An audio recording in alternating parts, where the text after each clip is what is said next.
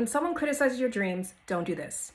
Don't listen to them and stop yourself from following your dreams. Instead, do the opposite. Go even harder on pursuing your dreams. Pull away from those who are not supportive of your hopes and dreams. And instead, find people who are supportive and will hold you in loving accountability as you pursue and follow your dreams. If you like this, follow for more.